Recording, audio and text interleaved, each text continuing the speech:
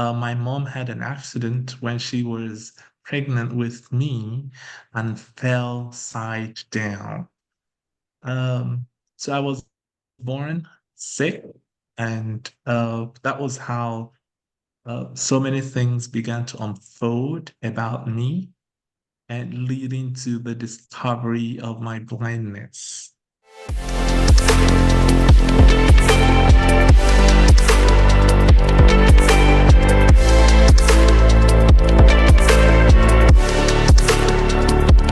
All right, welcome back everyone to our sixth episode of Boldly Beyond Limits. I am your host, Alma Chopra, and I'm thrilled to embark on yet another journey with all of you. Today, as always, we are diving deep into the world of disability, inclusion, and diversity, a realm where strength knows no bounds and resilience shines brightest. But what makes this episode truly special is that we're not just discussing theories or statistics. No, we're diving into the lives of real-life disability warriors, individuals who defy expectations, break barriers, and inspire us with their courage and determination. And today's guest does not shy away from any of those attributes. I'm honored today to shine the spotlight on a true inspiration, Justice Chukwu. If I mispronounced that, please correct me. A Nigerian. Absolutely correct. Okay, thank you. A Nigerian who is blind, but despite his disability, pursues his dream of becoming a professional. Stay tuned with me and witness the inspiring story of resilience and unwavering spirit as he navigates life's challenges with boundless determinations. Thank you, Justice, for joining us today and being so open with your story. Before I start the interview, would you like to introduce yourself further? Yes, thank you, Alma, for having me. And hello, viewers, and those who are um, tuning in to listen to us. We appreciate. And I am Justice Chukwu. I live in the United States of America, and just wanted to point out that today's podcast is independent of my current employment here in the United States and elsewhere. All right, Justice. Thank you again for being with us today and sharing your story that might just give enough inspiration and boost to someone else who might be looking for that motivation. So Justice, let's get right into it. I'd like to begin by learning about your disability. Can you share with me your journey of blindness when blindness became an issue for you, if it was gradual or if onset was sudden, if you can explain that. Yes. Thank you, Alma. So my blindness started when I would say, born. My mom had an accident when she was pregnant with me and fell side down. So I was born sick, and that was how so many things began to unfold about me and leading to the discovery of my blindness. When my blindness was discovered, it was like a curse, and a curse too hard to bear. Blindness is something, just like other disabilities in Nigeria, that nobody would like to associate with. It was a terrible situation. I remember those days when my mother, as a breastfeeding child, would be playing with me but I would not be responding. My face wouldn't look bright because I wasn't happy. I was still very young. I was still like less than 5 months. So it was a worry to my family, to my mother.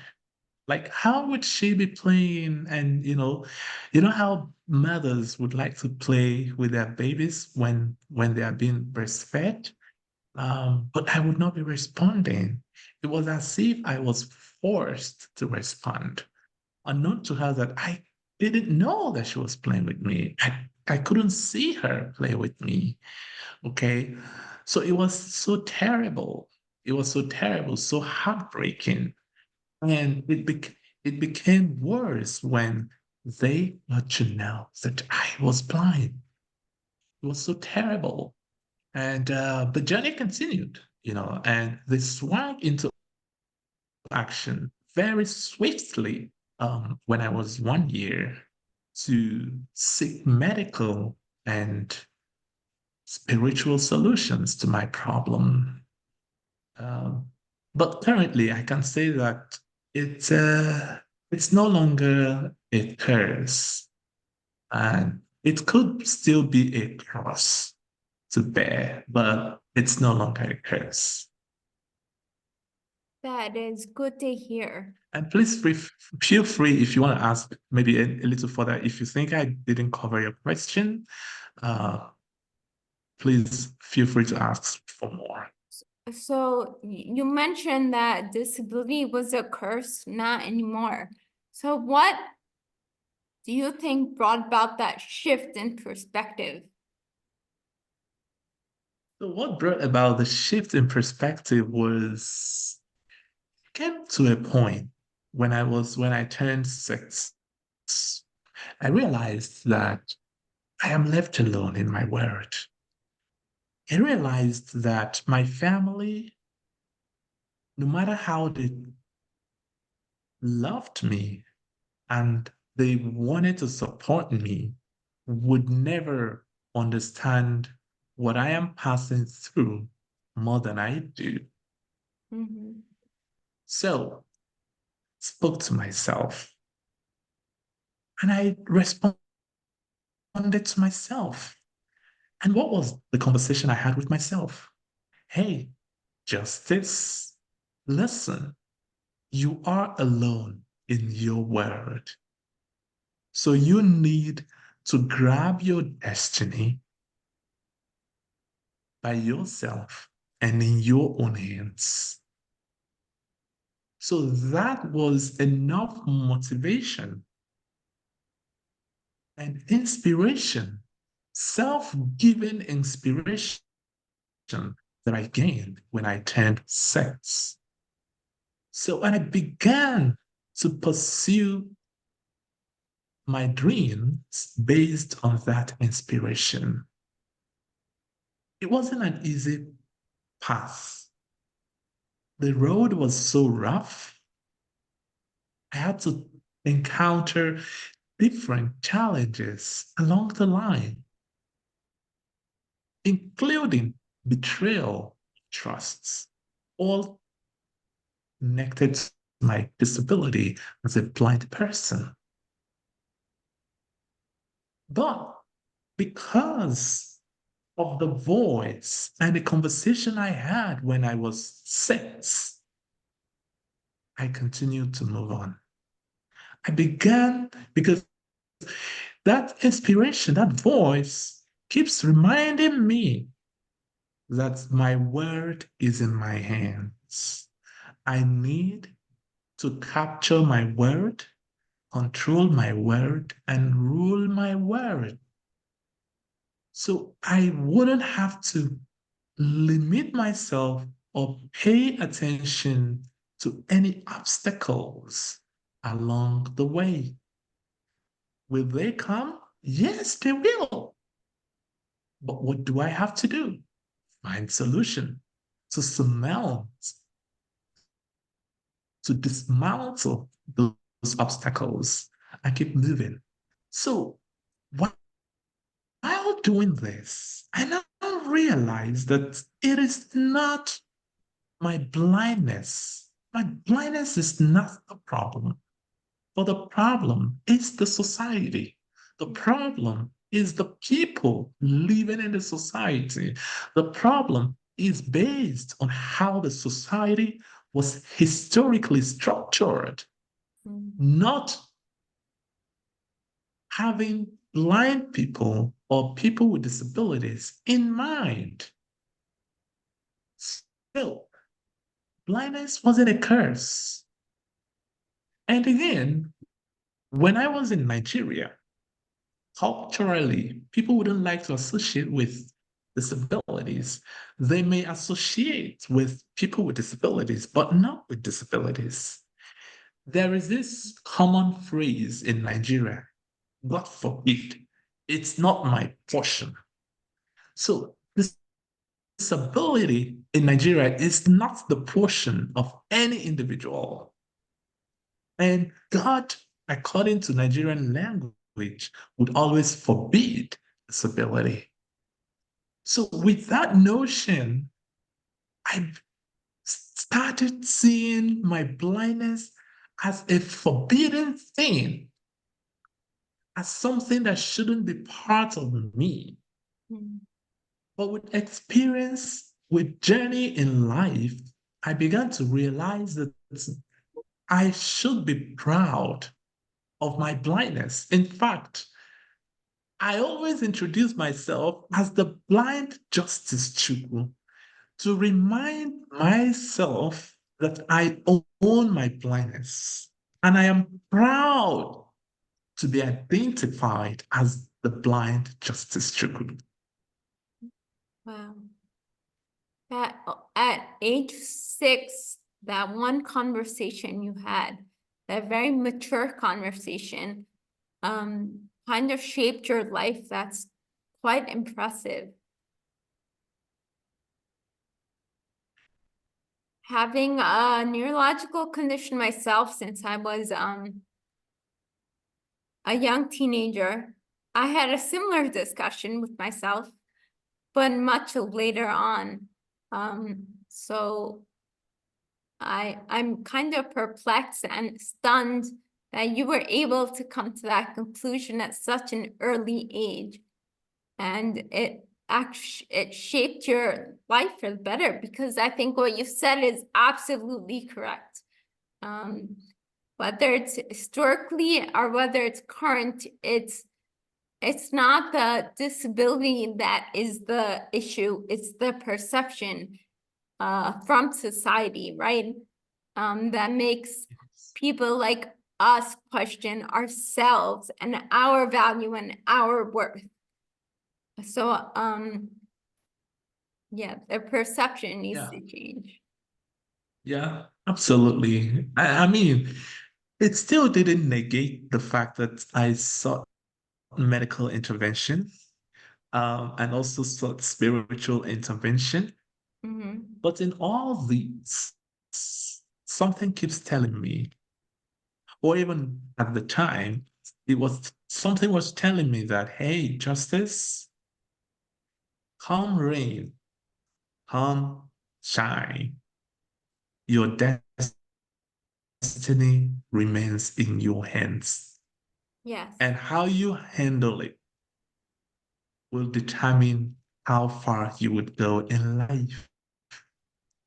And I also remember a very powerful inspiration by one of my mentors. Then I was in the university.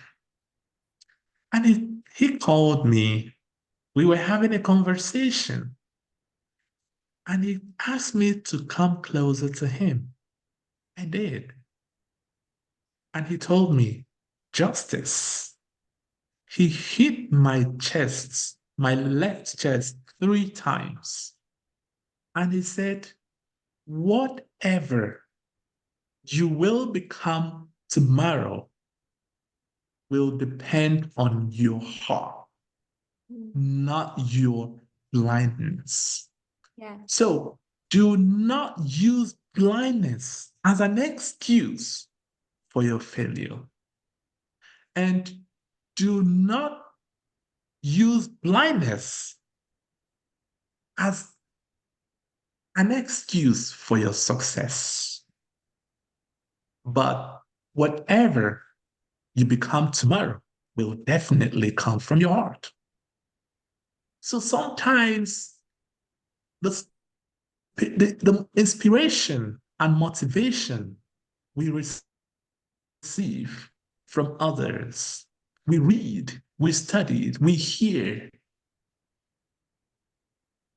adds to shaping our perspectives and the ability to separate one statement or situation from the other. Because sometimes it depends on who is speaking to you. Who is your influencer? Who are you listening to? Are you listening or paying attention to the very particular person who will tell you that disability is a disease, that disability is a curse, and you keep listening to that person? How would you expect change in your life? Mm-hmm. So, what determines the positive change is finding connection with like minds who would give you positive inspiration that will show you the way to your success. Mm-hmm. So, all these and many more contribute in shaping my perspective, my view about life, not just for myself as a person with a disability, but for myself in my environment, Mm-hmm. my general environment, my personal environment, my interaction with people. Sometimes when I interact with people, I feel like, is this guy really blind? Or sometimes they would ask me, how do I know all these things? But the truth is that I most times take time to reflect. I observe my environment, and all these things are born out of the very conversation I had when I was 6 years old. Um, Sounds like you got very good advice, and the fact that you were able to make that distinction between what your mentor said, that and you were able to understand what your mentor said, that your blindness is what you'll make of it, right? Many people still use their disability as a crutch or as an excuse, right? And the fact that you learned very early on that that has nothing to do with it, it's what's in your heart and your mind, I think just attests to the your life attests to that, shows how far you've come. You completed your law education back in Nigeria, and now you're pursuing your master's here in the US. So I truly do commend you. One question that I have on behalf of my viewers.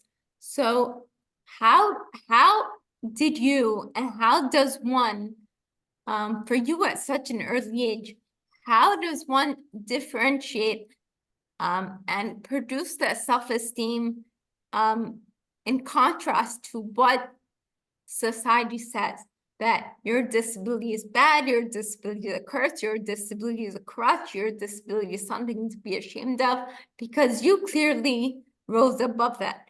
And it sounds like your environment in Africa wasn't really conducive to you rising up, but you did it anyway. So if you could share some of your experience and shed some light on that. Okay, so first is sometimes I challenge the concept of self-esteem. I mean, especially the low self-esteem. I think for me, I mean, my history is so dark. I have a very rough, you know, experience growing up as a child. Okay. But something in me keeps fighting. I have a very strong spirit. I fight a lot for justice.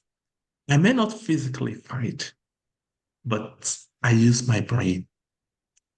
Now, to answer that question, um, I think one thing I usually do is to stand in front of a mirror. I may not see myself because I am blind, but I have that mental picture that justice is in you know is standing in front of a mirror. And I'll begin to speak to myself. I'll begin to admire how beautiful I am and how beautifully made I am. I don't have to be physically handsome before I call myself beautiful. I, I don't have to, look or conform to general standard. Mm-hmm. Sometimes there is this phrase in English that necessity is the mother of invention. Mm-hmm. As I am blind, what can I offer? Is there anything? Because people have already decided that the life of a blind man may end on the street as a street beggar, may depend on charity. Mm-hmm. Now, to myself, I would ask myself, is that correct?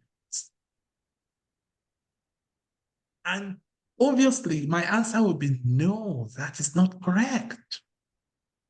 So, how then do I need to change the narrative? Maybe by struggling to go to school. If Mm-hmm. I cannot make it in school, then learn one or two skills. It could be listening to public speakers Mm-hmm. to learn some public speaking skills. It could be anything, but you must have something. You must try to examine and re examine yourself to discover the hidden talent which no other person can discover but you. And trust me, sometimes, even when you discover the talent, people around you will try to discourage you. Yes. They could tell you, oh, no, Justice, this is too hard for you. How could you do this? Mm-hmm. So you have to prepare. What I do is that I prepare some hypothetical questions and provide answers beforehand because those questions are likely going to come up. Mm-hmm. And I didn't start this when I was a child. As I kept growing up, from my experiences, I began to formulate ideas on how to control my environment. I started to sharpen my other sense organs. Since I am blind, Mm-hmm. my hearing have to improve. My speaking ability has to improve. My ability to walk or to feel my environment has to scale up. Now I understand that some people may not be able to hear and see due to their disability, but trust me, the world is too vast, too wide for all of us. You know yourself better. And it's a continuous practice. And if you think that your environment is too hard or not accommodating, if you can shift a little from that environment, maybe not permanently, then do that.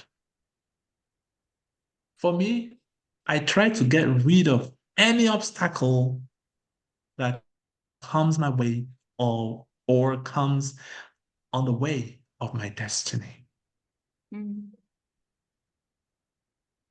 So the bottom line is, first, see yourself as a human. Don't seek validation from anybody. If they validate you, fine. If they don't, fine. So don't rely on their validation. That's number one. Then number two, always remind yourself that you are a human and you deserve your dignity and your respect. Then the third one, examine yourself and re-examine yourself. It's a continuous practice to discover something that nobody knows about you. Then the fourth one, seek like minds. Ask questions. Look for those who may have similar challenges or those who may have solutions to your challenges. Interact with them. And sometimes acknowledge that they might discourage you. So you could just start by saying, hey, I know that what I'm about to say now, you may doubt, but here is my point. Then the last but not the least, have an open mind to embrace change. Change is mostly very difficult, very hard. But if change is very necessary for your success, please endure the pain and embrace the change. You can be flexible with yourself. Don't be fixated. Don't stick to one thing. When you see that this particular thing is not working, find something else that would work. Because sometimes things are not working. It's not necessarily our fault, but maybe the fault of what we knew, what we have been told before. Oh, you must be a lawyer. Oh, you must be an engineer. Oh, you must be this. Oh, you must be that. Our parents sometimes tend to live up their dreams through their children, which is totally wrong. So the historical societal problems can influence our decisions. And that's why I would say, keep an open mind. When you try one, if it doesn't work, you try the other. So I don't know if I have addressed the question. And please, if I haven't, I'll be very happy, maybe after this session, to continue in addressing the question. You addressed the question very aptly, Justice. Thank you for your wise words. Justice, how prominent was faith in your journey? Your faith in maybe a God, maybe in the universe and a higher power. Can you repeat your question again, please? How prominent was faith in your journey? Your faith in a higher God and a higher power, maybe in the universe, but how prominent was that faith in like a guiding force? Well, this is an area that I never expected that you would come from. Oh my goodness. It's This part of my life, I'm just keeping it to myself. But I'll answer this question, but I will tell you that you've asked me a question that I don't remember anybody asking me this question on a platform like this. it's No, but I'm gonna have this conversation, a follow-up conversation with you after this podcast, because you have to tell me why you asked me this question. sure. But so now, when it comes to faith, for me, I have faith. And the faith I have is in different, I would say, should I say tripod? Um, have faith in myself. Mm-hmm. That's number one. May not be number one anyway, but I have faith in myself. Then I have faith because you have to have faith. To me, I think faith starts with something visible. It has to start with something visible, something you can see, you can feel, you can touch. Then you move beyond the metaphysics. Have faith in a higher God. Obviously, I was religious, right? I was born Christian and Catholic for that matter. I left the Catholic Church for another religion. I think all these things were in search of one thing: solution, Mm-hmm. solution to a problem. So I think I've come to the point of understanding where and how to seek solution. I believe in religion. I don't criticize religion at all, but I believe in faith more than in religion. Because religion to me is human construct. Mm-hmm. Sometimes religion is helpful for you to understand how to build faith. But faith does not, in my opinion, have to solely rely on religion. And so for me, I believe in a supreme being. Mm-hmm. I believe that the distance between the sky and the land has something miraculous holding or separating the sky from the land. I believe that this world was beautifully designed, spaciously created for all of us, and something somewhere is responsible.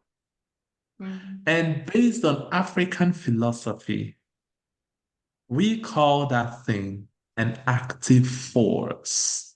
So there is an active force holding the universe. There is an active force separating you and me currently as we speak, that we are not jammed together. Mm-hmm. And that active force is something that I seek intervention from when things are hard and need such intervention. Mm-hmm. So, but to answer that question, faith has to start with me, has to begin with me. Mm-hmm. Because if I have self doubt, how can I believe God? How Yeah. can I believe the higher being? I will still doubt the higher being. I would not even recognize what the higher being might be capable of doing because I don't even know what I'm capable of doing. Because I believe I have capability. I need to discover myself first and to know my capability. Then anyone beyond, anything beyond my capability is something I have to seek a being that is beyond. And that is where I will still place the higher being. I don't know if I've answered your question, but sorry, You it's have, philosophical. it was. Thank you for answering that, Justice, even though maybe you weren't comfortable. So switching gears, I'm gonna ask you a more physical question. Um, so technology is a driving force that propels the world forward. Technology is something that is helping mankind in every domain, in every field, right? The technological advancements. I would like to understand from you how technology works for you. So in managing your daily chores, your recreational activities, your communication, your work, your logistics, et cetera, et cetera. Well, I would say some years ago, we weren't at this level in life as a person with a disability. I wasn't at this level in life, but technology has helped me to go this far. With the advent of softwares, accessible softwares, currently I use an iPhone, and I know that there are other phones that can support people with disabilities to do different things or perform different tasks. Mm-hmm. Um, and some of them are compatible both in iPhone, in Android, um, uh, what's it called again, system, and the iPhone system. Excuse my wrong use of terminologies. So I mustn't be everywhere anyway. Hmm. So with my phone, for example, I have an app called PDX app because I live in Portland and Portland is PDX. So with the PDX app, or we have this other one called the Microsoft, uh, there is a Microsoft app that helps to direct me or announce, locations as I move, as I walk. So what I do is that I have some headsets. I connect the headsets to my phone and I turn on the app as I walk, especially in an area that I am not familiar with. And this is something that uses GPS and other features. So it can be used anywhere, I believe, that is GPS enabled. Mm-hmm. Um, so as I work, it announces to me, oh, you are at St. Peter's. Oh, you are at St. Paul's bus stop. Oh, you are at this or you are that. So that's one. Then secondly, like my camera, nowadays I try to do my videos on my social media handles with my camera, and I do that by myself. But it took lots of practice and support. So what I'm trying to say here is that no matter how technology tries to help us, we still need to do more. We still need to study those softwares and devise our own personal way to navigate them. Yeah. Um, some softwares are also like I have software that like we have the Be My Eye for blind people. We have the CNAI also for blind people because I was speaking more from my perspective as a blind person. Mm-hmm. So the Be My Eye can even read documents paper documents, actually. So you can place the camera on the document and it reads. It snaps, it takes picture of the document and transcribes it. So technology has really advanced. With technology, I was able to go to school. I was able to access my online library when I was at the University of Notre Dame. With technology, I was able to interact even with deaf and hard of hearing people because we have different technology here in the US, like the what we call the cards, and other captioning devices that helps as you're speaking. It's like a third party tool that will be transcribing that to whatever you're speaking to the deaf or hard of hearing person.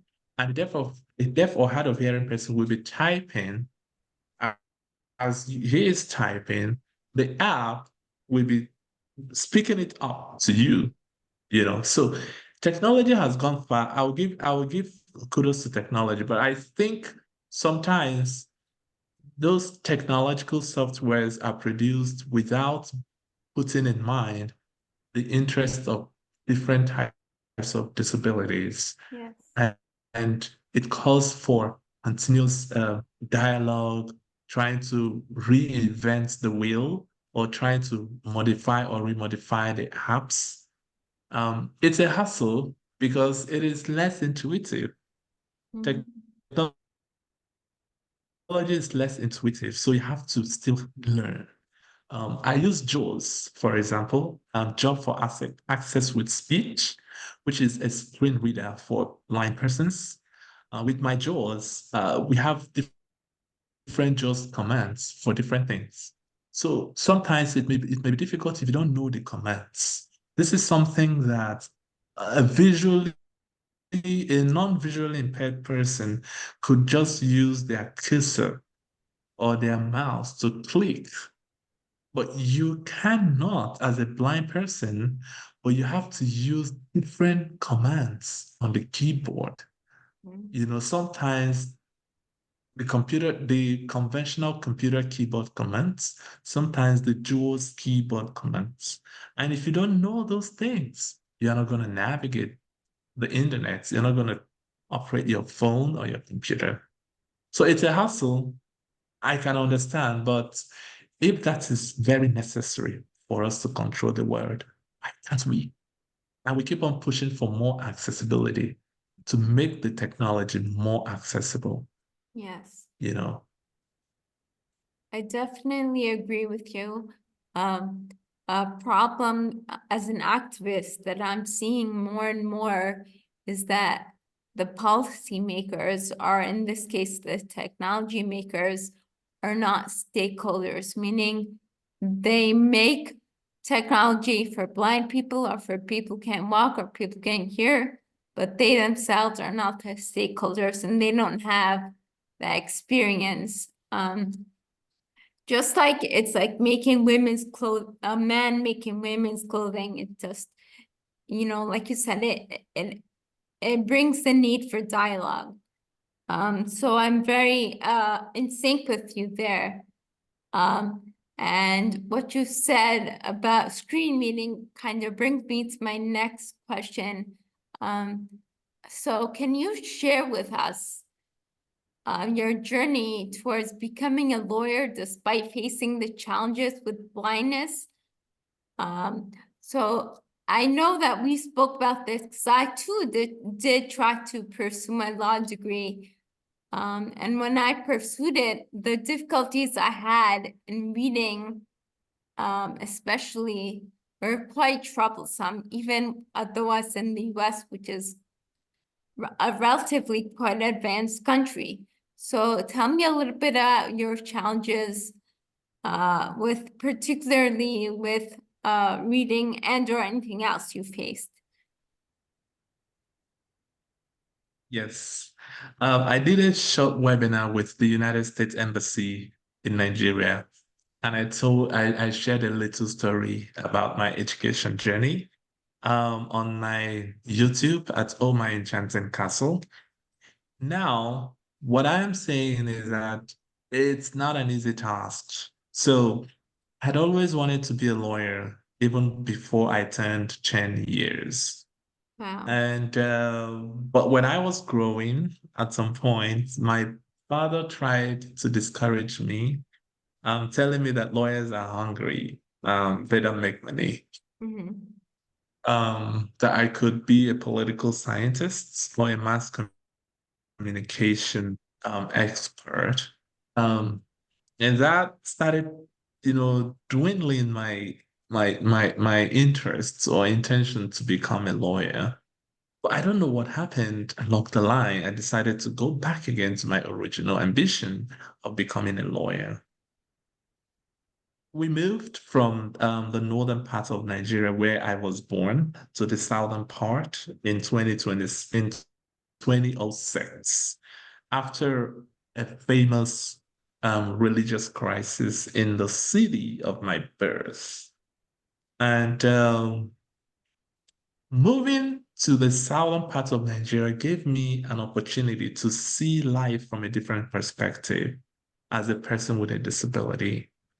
I had a narrow understanding of the potential of persons with disabilities when I was in northern Nigeria. Uh, I didn't have the opportunity to interact with lawyers who are who have disabilities, especially blind, political scientists, and so on and so forth. But when I moved to the South, I was able to interact with lots of them. And I was like, okay, so it is still possible for me to become a lawyer. Mm-hmm. So I began to pursue my my my ambition and lead different examination, university entrance examinations. And I finally got into the uh, University of Nigeria in Soka. So when I was in school, I had to face a different reality as a blind person. In terms of technology, University of Nigeria was still very, very backward in terms of understanding the needs of people with disabilities. And in this particular case, blind people was very difficult for them. I had to be an activist myself. I had to, confront the structure, the system, the administration to see if they can make changes. I was expected to use the library without having any electronic aid, meaning that I would either have to have a person reading textbooks out to me, or I would have to leave the library. Wow. So I challenged them. I said, listen, I am not here on scholarship, no funding. I paid the school fees. Mm-hmm. The library has to be accessible because during the examination, I would have to write the same examination with my colleagues.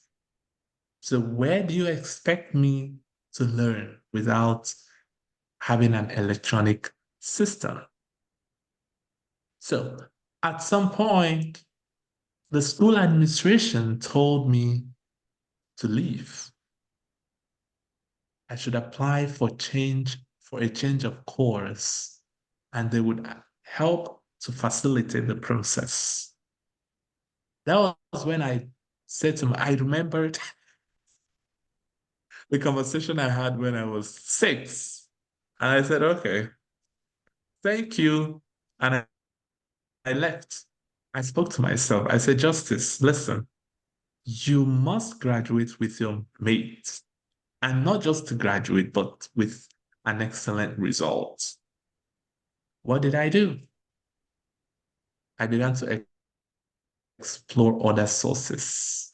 I had to force myself to buy a computer. And also with the support of my family anyway.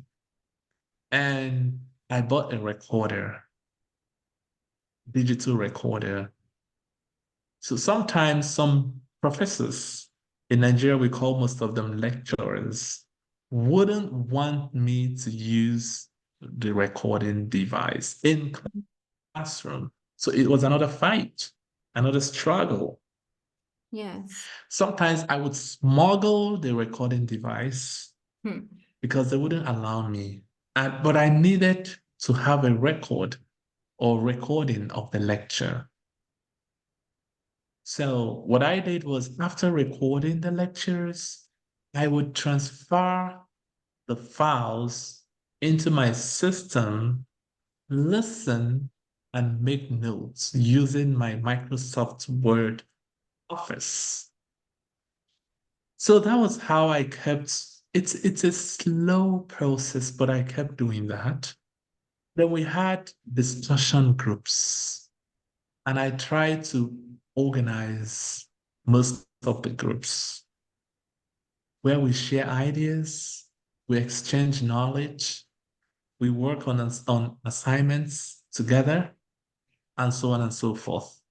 And one thing about me is that I don't always like a relationship where I don't have nothing to offer. You must feel the impact of my relationship with you. If Mm-hmm. not, I am not going to end the relationship. If we are colleagues in class, you must feel the impact of me being a colleague of yours. If we are business partners, you must feel the impact. I don't want to depend on me receiving the impacts. Both of us have to share all the positive impacts. So I always try to look for something to offer, not just to receive. And so I would pay keen attention in class to see one or two points that I would share with my discussion group members. If I didn't see any points, I would have to go back to the recorder or recording device and listen and make my notes. In fact, my notes became one of the highest sorted after Hmm. because it captured the lecture. So people would like to give me their flash drives. Hey, Justice, please, can you help us with your notes? And blah, blah, blah. So it makes me feel relevant. You know what I mean? So at the end of the day, I was able to graduate with my mates. We had some ugly, very ugly experiences in the examination halls.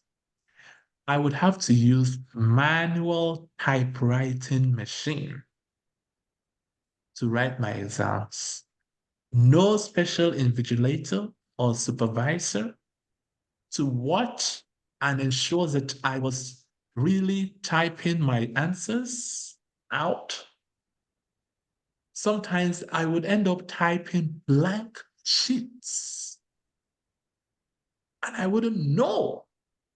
So when it is time to submit the papers, the invigilator would tell me, oh, Justice, nothing came out here. And sometimes, most times, in fact, they wouldn't even give me extra time. Wow. But you know what? I have been very fortunate to say the least that in all the papers, in all the courses, I haven't had that experience where all my papers will be blank. So maybe one page will be blank. And that one page, instead of giving me 95%, because of that one page, I may end up having 90% Mm-hmm. or something little less. So these are challenges I encountered, but I didn't give up. I did not. I was pushing. I was persistent. So I graduated from the university with a second class upper. So it's, I don't know how they classify that in the US education system, but it is next to um, uh, 4.0 grade. It is next to that. Oh. Then I moved to law school. I encountered similar challenge, but this time, I'm in the bar exam, right? Bar exam school. So Mhm. this time they were very sensitive to my plight.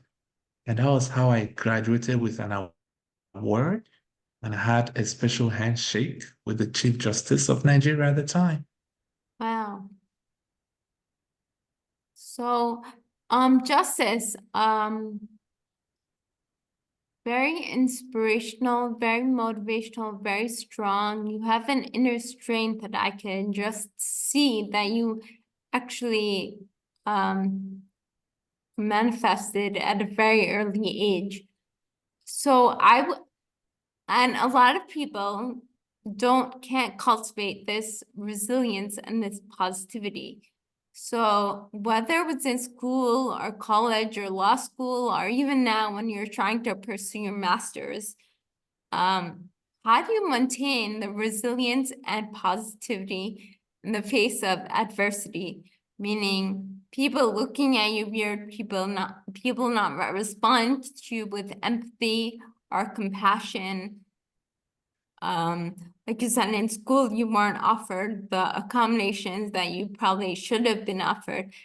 How can you tell our viewers a little bit how you cultivate that positivity on a daily basis?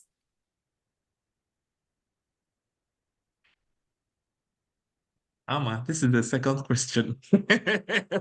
You're asking me that I never anticipated, but no problems. Keep doing it.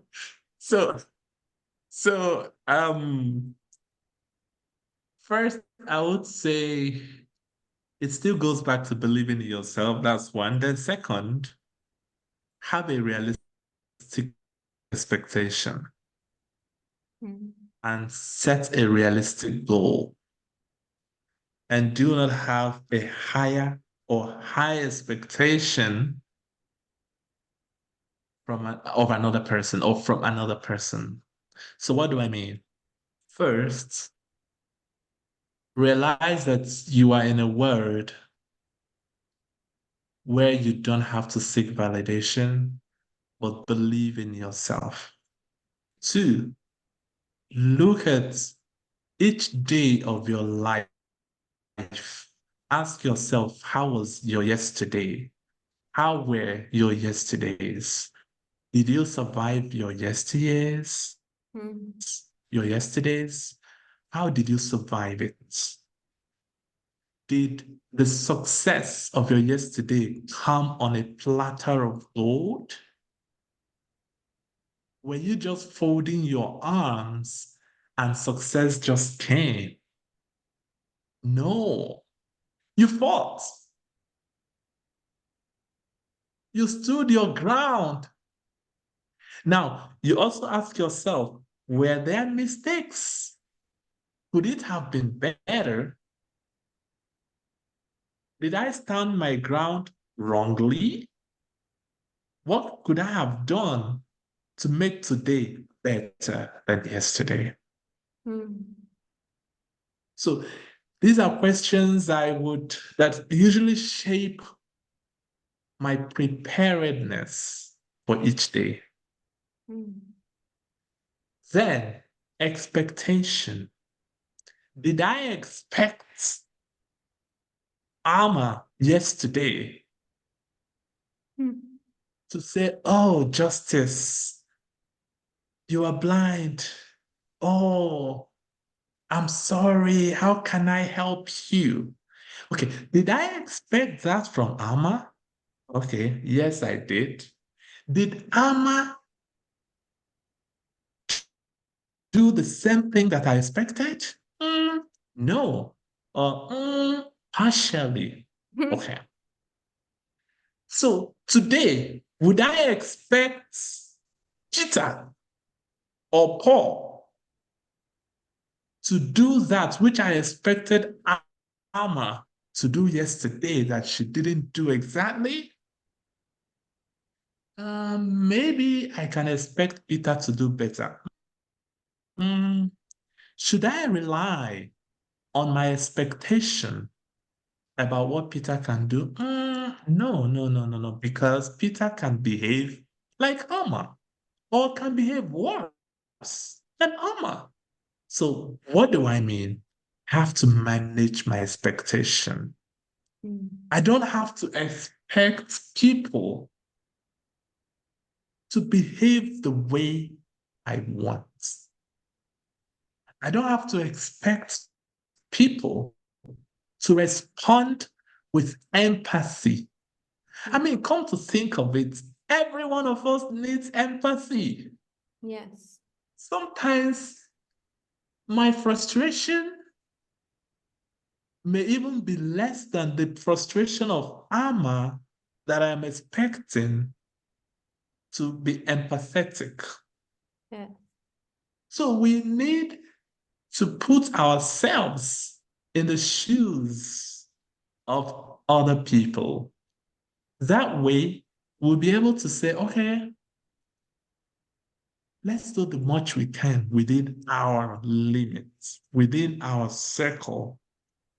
If any additional good thing comes from any other person, fine. If it doesn't, fine. But with that thought in mind, you will be very smart and sharp to find shield for yourself.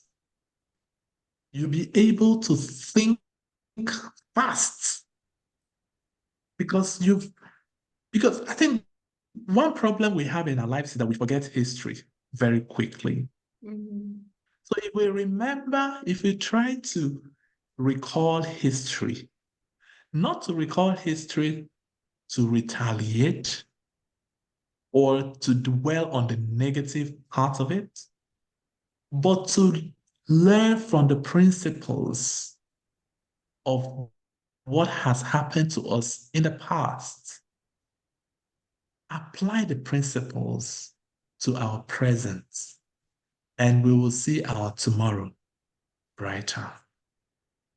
And even if it's not brighter, we will keep pushing. It still goes back again to having an open mind. So Yes. to summarize the question you asked me, lowering our expectation, boosting our confidence, believing in ourselves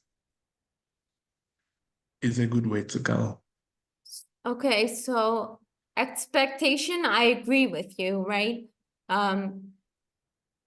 Once you have set out with an expectation, you're in for a huge disappointment, whether that expectation is met or not met.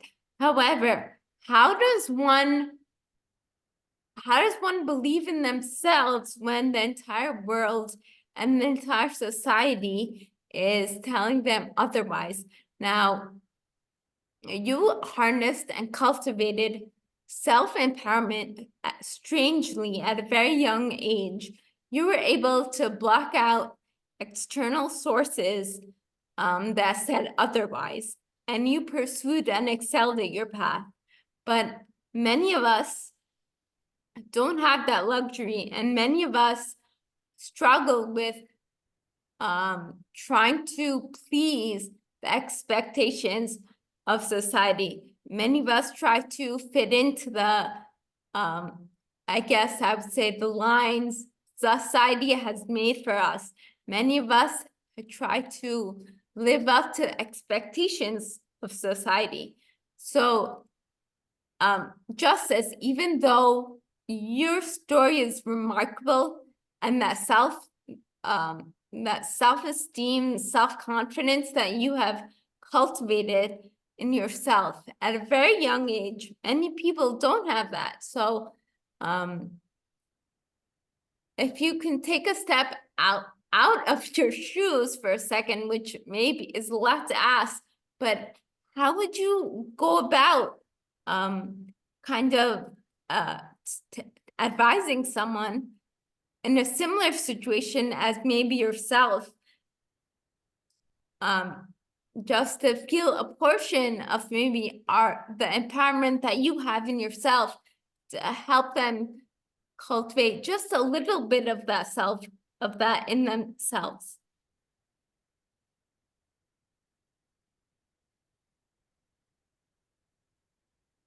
So, if I understand your question correctly, you are asking, can you just repeat your question, Sure. please? It was Thank you. quite a long question. Yeah. Okay, so basically what I said, so Justice, as an individual, you have cultivated a strong of confidence. You know who you are. You have blockaded external sources telling you yes, no, what you can do, what you can't do. However, on the flip side, there are many of us who don't have that self-esteem, the self-confidence, the respect in ourselves to overcome societal's expectations. So I'm asking you, although you're very mature and wise in your area, I'm asking you, can you step out of your shoes for 1 second? And can you talk to those majority of us who do not have such a strong sense of confidence and empowerment and worth as you have? How would you advise us to start believing in ourselves? Yes. Okay, so sorry, it will be difficult for me not to also link my answer to myself. But I'll do all I can to consciously step out of that shoes, of my shoes entirely. Uh, Let me start with just a little let me just start from myself. So I had a webinar recently, and excuse me.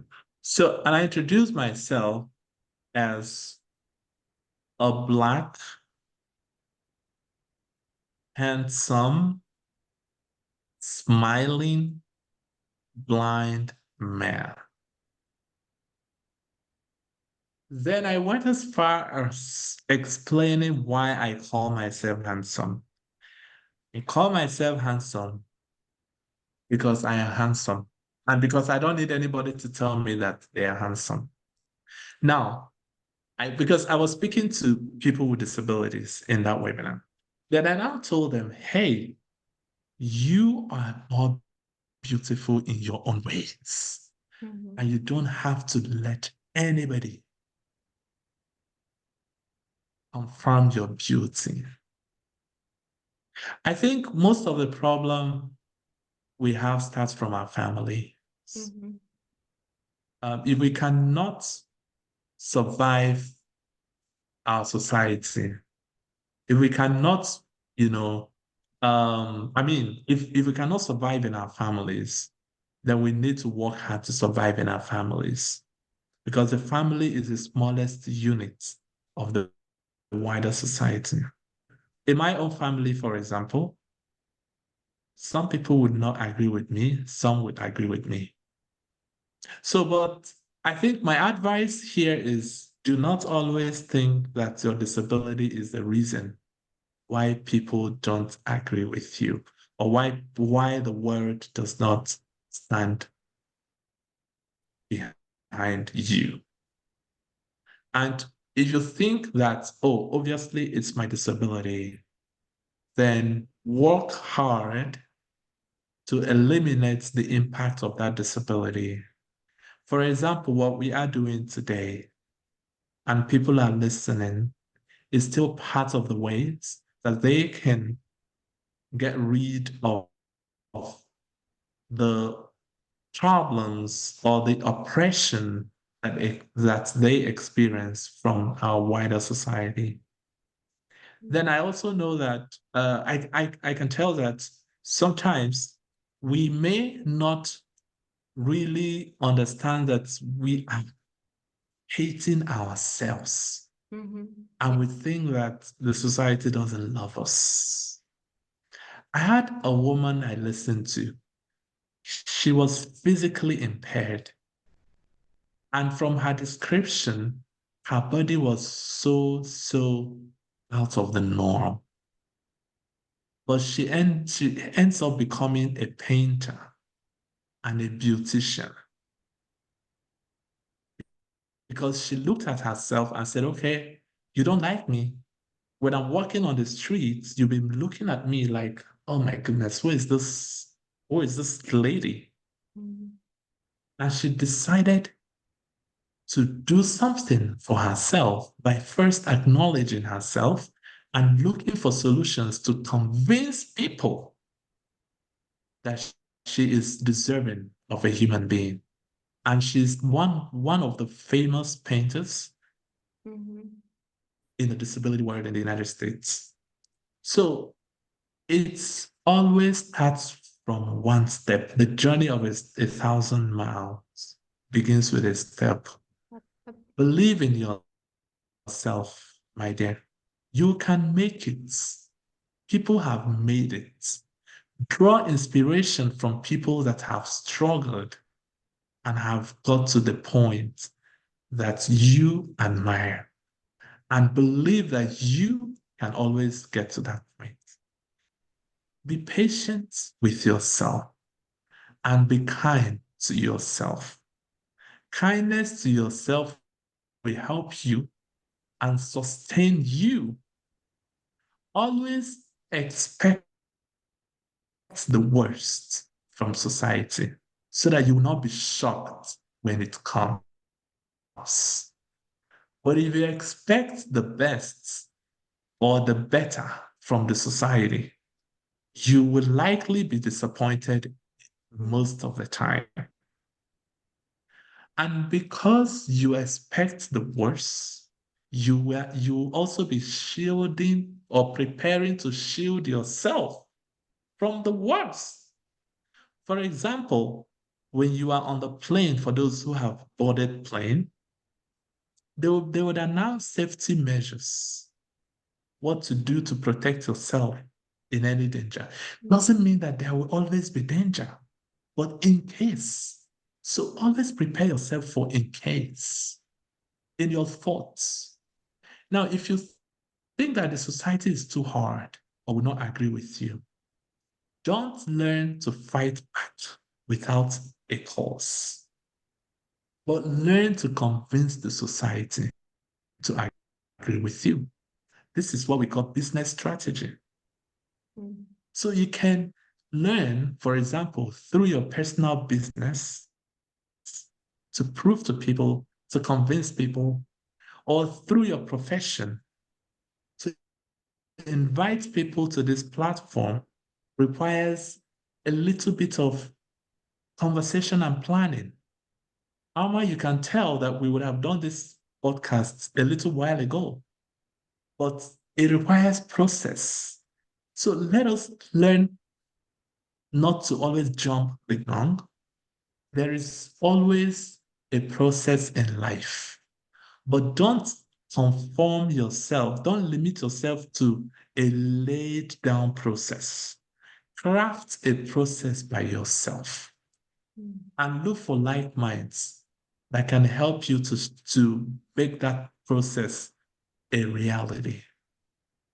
And if you fail, learn from your failure. Don't rely on that failure. Ask yourself, where have I not done better? And then you will do better. A famous man, I think he was called Michael Faraday, I could be wrong, who invented electricity, tried it 100 times. And he said that my failure in the 99 times wasn't actually failure, but I learned 99 ways of doing Mm-hmm. the same thing. Yes. So count every disappointment as an opportunity to learn. Yes. That way, you would gradually, for me, before I got to this stage, I never knew that I would get to this stage. But because I was moving, learning as I move, as I live, it was easier for me to be recognized by a few persons. And I'm sure that with time, I'll be recognized by more. Again, we should try to promote ourselves, people with disabilities. If somebody is doing well, promote the person, talk about the person, spread the person, and spread the work they do. Gradually, you that are spreading those things are also known. Because if, for example, this podcast gets to Mr. Smith, and Mr. Smith is a person with a disability, Mr. Smith now goes to their community and say, "Oh, I listened to this podcast. Can you listen to it?" And now this Mr. Smith now shared the podcasts to his community.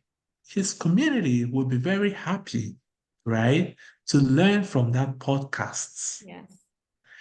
At the end of the day, the community will say, "Oh, it was Mr. Smith that shared this podcast." So you see that you also are being known.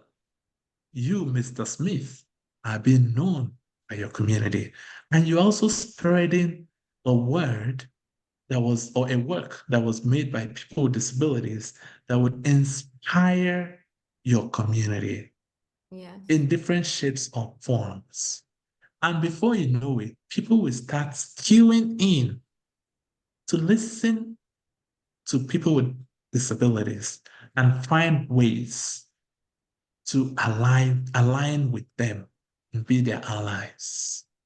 So it's a process, and it requires consistency and open mind or open-mindedness to change. Yes. Thank you for your wise words and your insight. I know stepping out of your shoes and trying to give your insights is a little bit tough, but I think you're in a position, Justice, because you yourself, having talked to you for about 1 hour now, I see so much positivity that it doesn't look like you harnessed from anywhere else but from yourself. So I'm very happy to hear you, and I know our listeners will, and I'm sure that this podcast, as well as others, will make the dent that we want to make. So what are some misconceptions about blindness and disability that you would like to challenge or dispel? So with your experience in different countries, Nigeria and the US, your experiences in schools in Africa, your experiences in schools in the US, and different societies, you have ample experience. So is there any stereotype in particular that you think needs to be challenged? Yes. So first is employment. Many people with disabilities, especially the visible disabilities, are usually undermined, and people do not think that they can compete in the labor market. So that is a stereotype to me that should be dismantled. Mm-hmm. Um, Again, what do you define as competence or being competitive? Are Yes. you asking, are you looking at competence and competitiveness from the perspective of the number of outputs? You know, I mean, the input versus output, or you are looking at the quality of outputs. So if a person like me, a blind person, may take 3 hours to accomplish a task, that a person who is not blind may spend 1 hour to accomplish. Does that make the difference? Is that enough to say that this person, a blind person, is incompetent or is not qualified?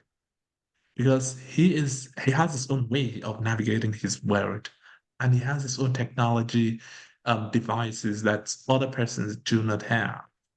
Mm-hmm. And trust me, some of those devices and ways that people with disabilities navigate their world help in shaping their expertise and making them stand out.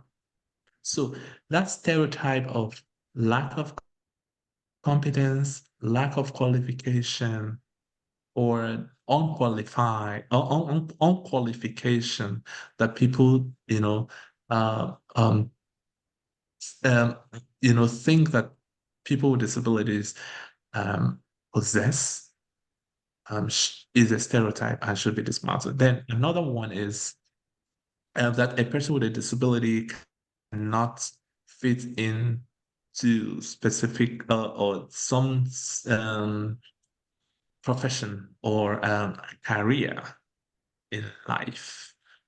Like thinking that, oh, because you're a person with a disability or a specific type of disability that you cannot be a nurse, that you cannot be a doctor, or that you cannot be a driver, or that you cannot, different stereotypes. I know that some careers or I mean, may not fit in, but not all careers, Mm-hmm. not all disciplines or professions.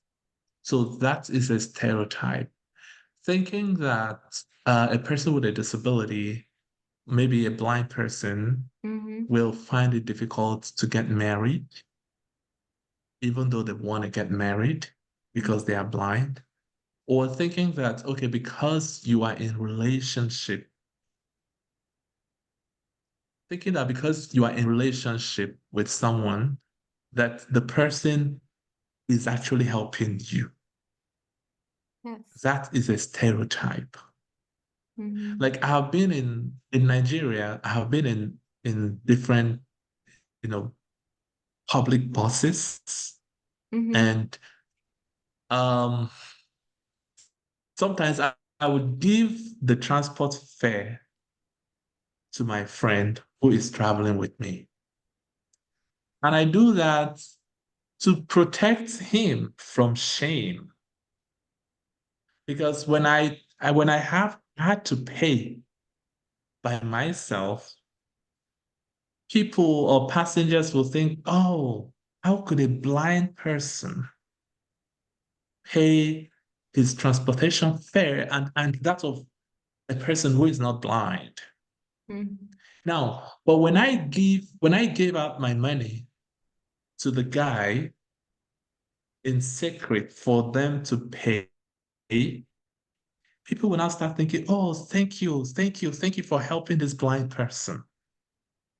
So stereotype would always be there. It is part of human. It is part of what contributes to why we are alive and we have our thinking abilities. But some stereotypes are very, very draconian. Mm-hmm. Some are illogical. Some doesn't make sense. And some might lead to biased crime. People committing crime due to stereotype. For example, people not hiring a, a person with a disability due to stereotype. That is when I would seriously challenge that. Mm-hmm. So, what other stereotypes? Okay, that a blind person or a person with a disability cannot live alone, that they need care. But people don't even realize that a blind person may end up caring for their caregivers. Yeah. A person with a disability would even be the one caring for the so-called caregiver. So these are stereotypes.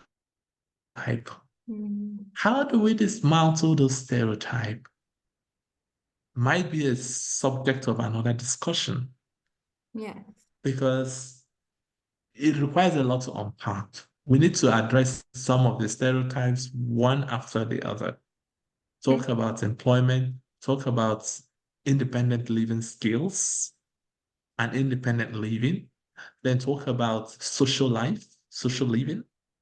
These are some of the three major categories of Um, stereotypes that I think the disability community encounters almost on a daily basis. Sometimes when you're running a business, not just employment, but when you're self-employed, you're running your business, people will think, oh, how is this going to be possible? How is this guy going to make it? Oh, he can't walk. Is this not stressful? You know, I have had a blind friend who told me that he was on board the flight and a co-passenger asked him some questions. Hey, don't you know that in the US, you are not supposed to be stressing yourself? Are you not aware of social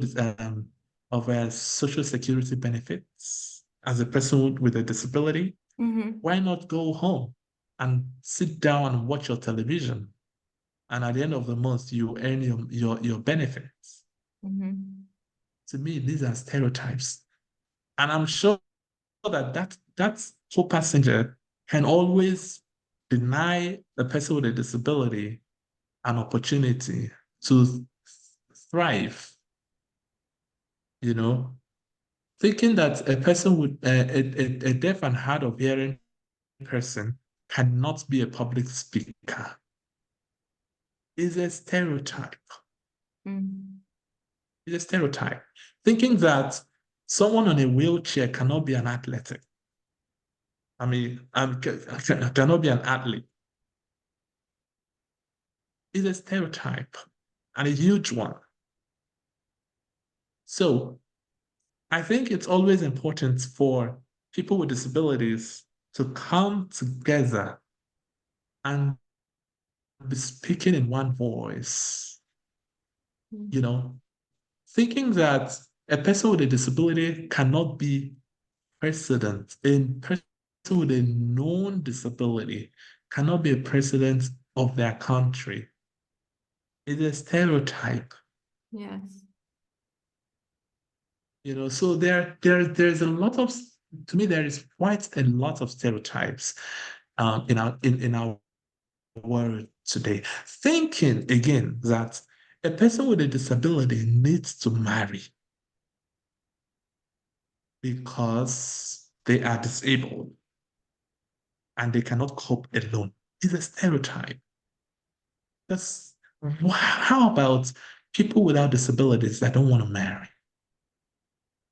Marriage is a choice and should not be compelled on people. So I think stereotype in its simplest form is what we call in Nigeria busybodies, meaning not minding your business Yes. and being intrusive, encroaching in another person's personal life, ability, goal. Mhm. Thank you for sharing that. Lastly, Justice, what message would you like to share with our audience about the importance of embracing diversity and in creating a more inclusive society?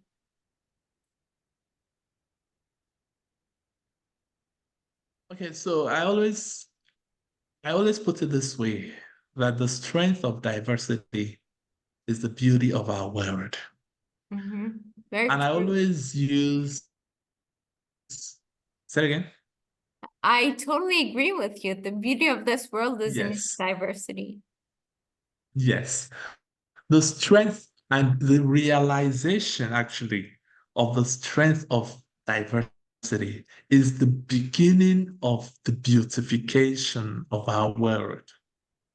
So when we realize the strength of diversity, then we are now beginning to beautify our world.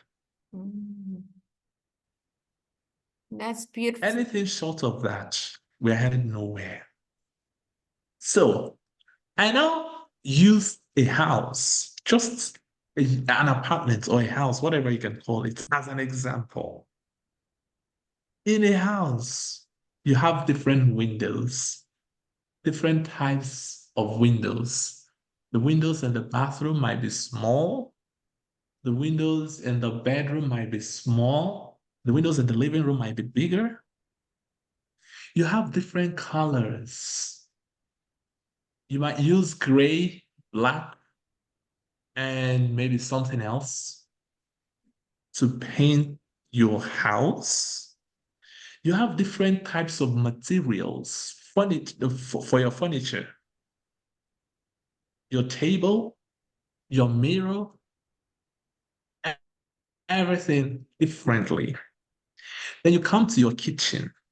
You have different utensils, different types of pots and other cooking things like the frying pan, the air fryer, and so on and so forth. Now, when you are able to put all those things in order, arrange them, put them in their proper order, you will see how beautiful your house looks like. Both the colors, when you're able to combine the colors, match them, you'll see how beautiful your environment is, including flowers. Flowers have different colors, shapes, and types. So why do we not understand this common principle when it comes to human interactions? We all are made black, white, blue, red, pink, whatever color.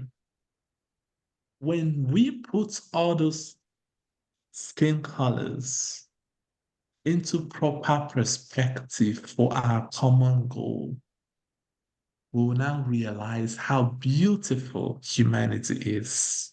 Mm. When we put and when we acknowledge the strength, the skills, as a Black person coming from my own background, African background, and Nigeria more specifically, then being blind, and I also have other intersectional identities. When people like me are invited to the table, are invited for conversation, then we are realizing the strength in diversity. And in that case, we are beginning to beautify our world. So diversity is very essential Mm. to what we want our world to become. And it would reduce tension when we appreciate that. Mm-hmm. And diversity calls for fairness. Diversity, diversity and inclusion calls for fairness.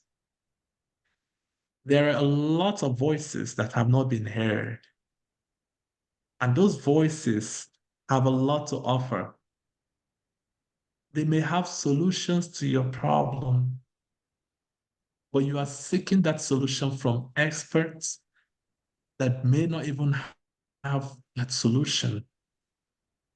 But when you have an open mind, have an open platform to welcome opinions, perspectives from other people, from the minority groups, then you are really beginning to beautify the world. So there's quite a lot advantages that there are quite a lot of advantages that we can derive from diversity and inclusion. Yes, beautifully said. As soon as we start accepting diversity, the beautification of our world begins. That such wise words to end on. Justice, thank you for sharing your time, your wisdom with us and all the viewers. So as we conclude today's episode, I'm filled with an overwhelming sense of gratitude for the opportunity to share Justice's inspiring journey with you all. His story of resilience, determination, and unwavering spirit serve as a powerful reminder that disability is never about a barrier to success. It is merely a different path to greatness. So, Justice, thank you for helping me to change the narrative. Thank you all for joining me on this enlightening and empowering adventure. Remember, the journey towards inclusion and diversity is ongoing, and it's up to each of us to champion the change in our communities. So until we meet again, keep pushing boundaries, embracing diversity, and living beyond limits.